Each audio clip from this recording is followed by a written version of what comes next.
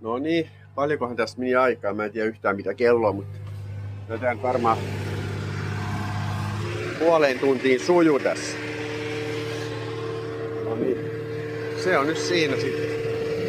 Ei muuta kuin vähän säädellä kulmaa paremmaksi, niin se on sitten siinä.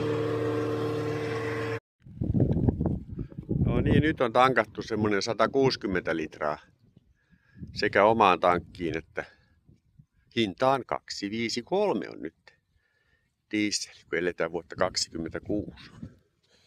Ja tonne laitellaan sitten, ja oma tankki siis sinne menee, tässä on tämmönen 60 litran niin sanottu päivätankki ja kaikki muu on sitten noissa kanistereissa. Mutta tästä lähdetään nyt sitten, mä menen ankkuriin tonne Lahden tuonne perälle ja sitten siitä huomenna sitten tonne. Ja tää on nyt sitten viimeinen tämmönen purjehdus, ei purjehdus vaan moottorilla ajelu tässä Välimerellä. Mä jään tähän Lahdelle, tossa tommonen pitkä hiekka kannas tossa meidän edessä, että Välimeren horisontti ei näy nyt tuolla, vaan siinä on hiekkaa. Ja jäädään sen taakse ankkuriin, niin samalla säästetään yksi satamamaksu-yö ja sitten me vähän tässä testataan venettä ja laitetaan nää tekstiilit eli sprayhuulit ja piminikatokset paikalleen tossa. Ja jos oikein hyvin näyttää, toi meriveden lämpötila on nyt 18 about. Vähän varmaan vajaasi käytännössä on, niin saattaisi jopa vähän tossa talviturkinkin koittaa heittää. Katsotaan, miten käy.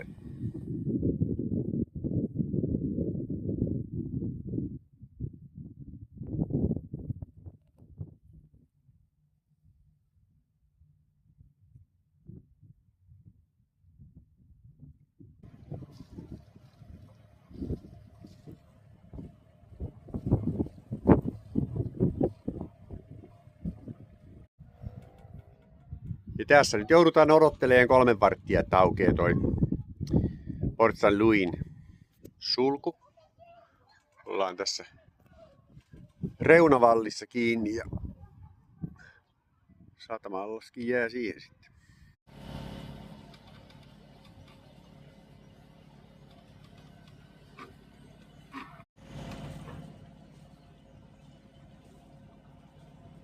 Satakielet sirkuttelee tässä molemmin puolin jokea ja semmonen 1,5 tuntia on vielä tonne Arlesin kaupunkiin. Ja 1,2 solmua vastavirta ollut tässä.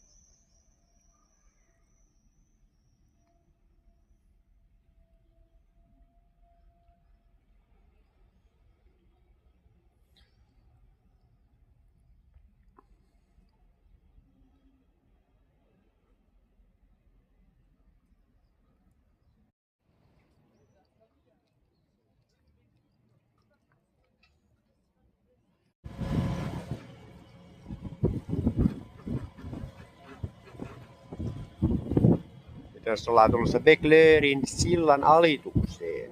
Tässä pitäisi olla nyt kovin vastavirta. 3 solmua ainakin on tässä.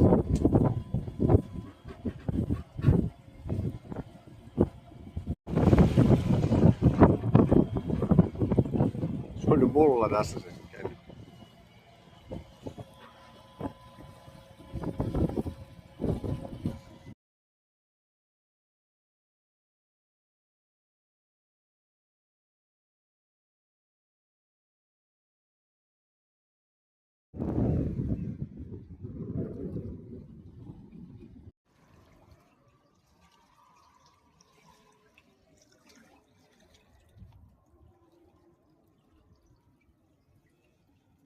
Vesi virtaa tässä semmoinen 2,5-3 solmua ja tuossa on voimalaitos tuossa meidän keula edessä ja siitä on sitten samalla myöskin. Tässä on nämä laituripyyltolpat. Niin meidän sulku on tossa, missä näkyy tuo koppi tuolla ylhäällä. Ja siitä luukkuun ajetaan kohta ja siitä sitten lähdetään jatkaa matkaa.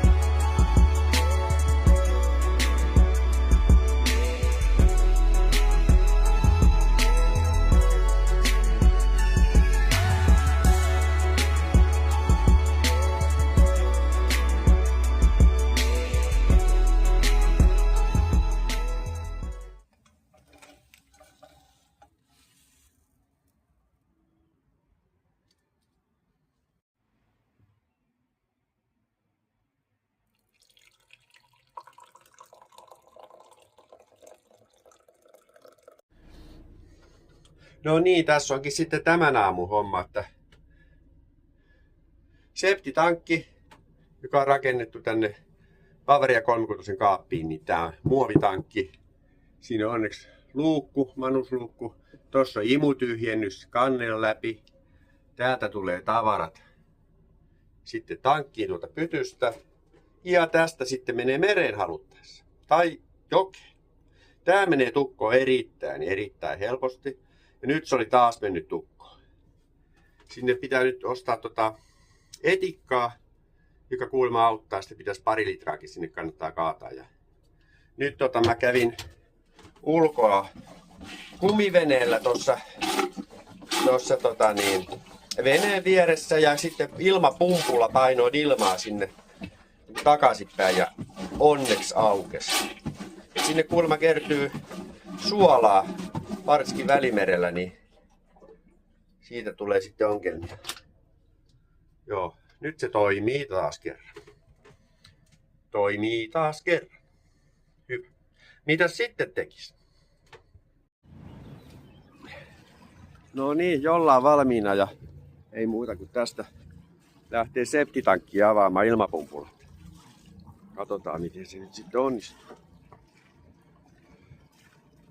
Vesihän virtaa tässä aika kovaa, että pitää pistää toi naru sitten heti kiinni ja mulla on airot sen takia, että jos sattuu, että mä joudun virtaan ajelehtimaan, niin pääsee sitten jollakin tavalla rantaan, ettei tarvii vaan sieltä vilkuilla, kun täällä on niin paljon turisteja, että maine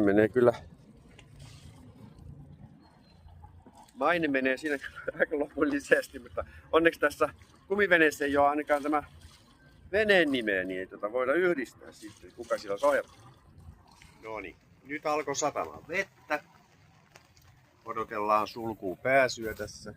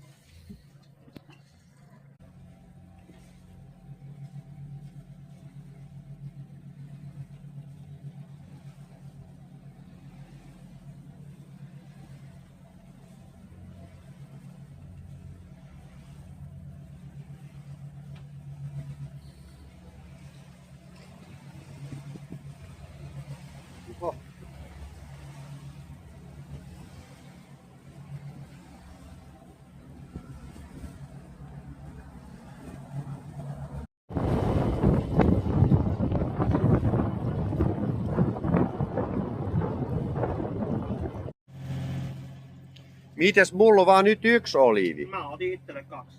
Just joo. No, syödään pois.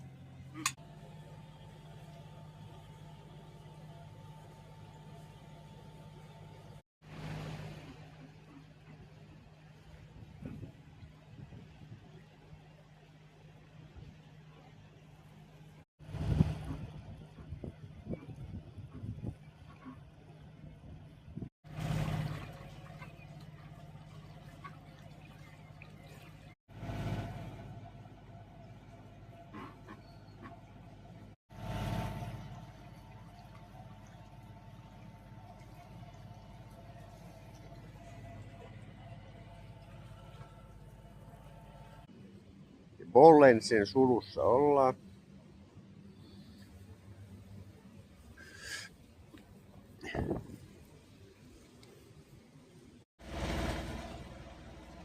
Ja Viviersiin ollaan tässä menossa ja tässä on nyt pimeä on tulossa ja täällä ei periaatteessa pimeässä saa ajaa, mutta minkäs teet, kun ei ole mitään laituripaikkaa missään, niin tässä on vielä semmoinen 2 mailia matkaa tonne ja päätettiin, että ei muuta kuin pakko jatkaa matkaa ja vettä sataa lähes kaatamalla tällä hetkellä ja yritetään sieltä sitten löytää laituripaikka. Siellä pitäisi olla joku ihan semmoinen marina, mihin voi sitten jättää.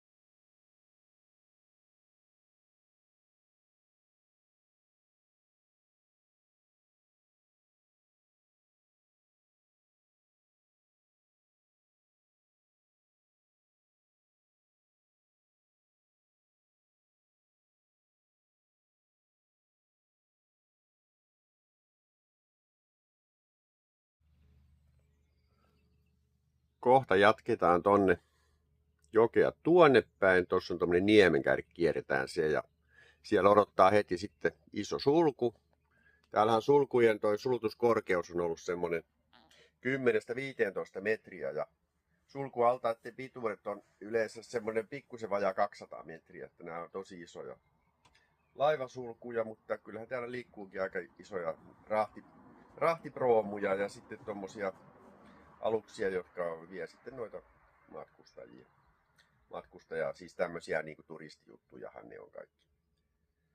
Ja äsken käytiin tuolla kaupungilla katsomassa vähän miltä toi vanha kaupunki tossa, tai eihän tässä olekaan mitään muuta kuin pelkkää vanhaa kaupunkia tuolla. Tää on niin pikkuinen tää Viviersi kylä, että se on semmonen varmaan joku keskiaikainen vanha kivistadi.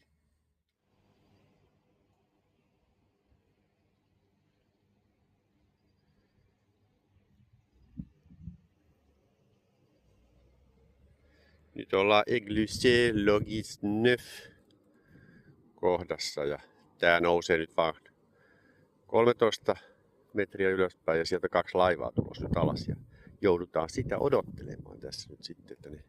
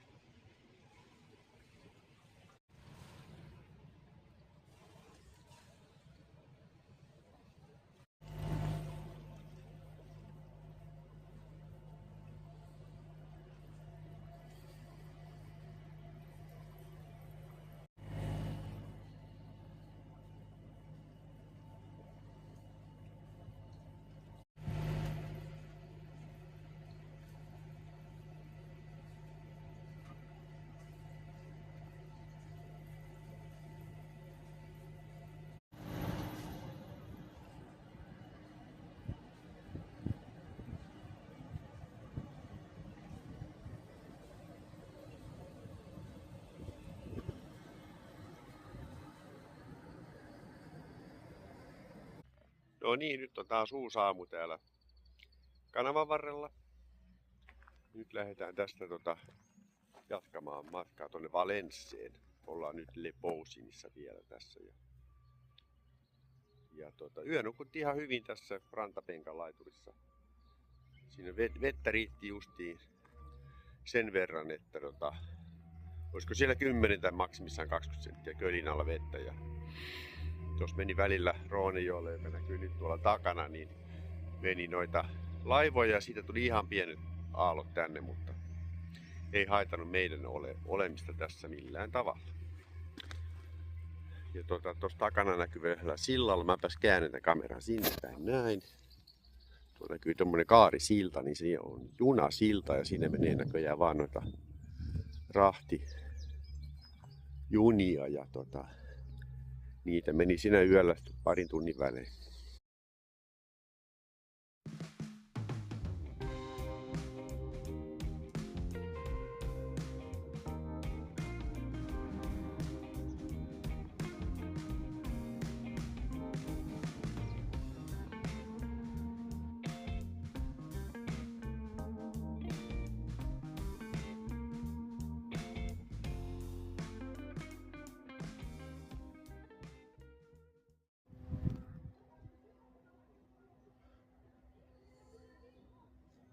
Täältä näyttää siis Valenssen marina. Sisäänajossa oli vaan, no siinä oli varmaan 1,20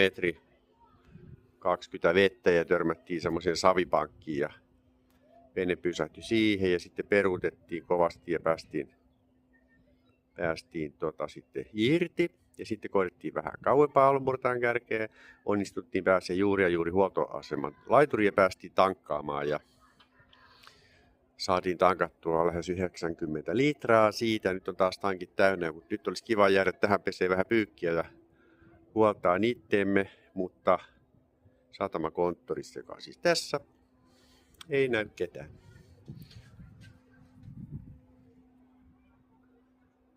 24 näyttää lämpömittä. Kylmimmillään täällä on ollut 5 astetta.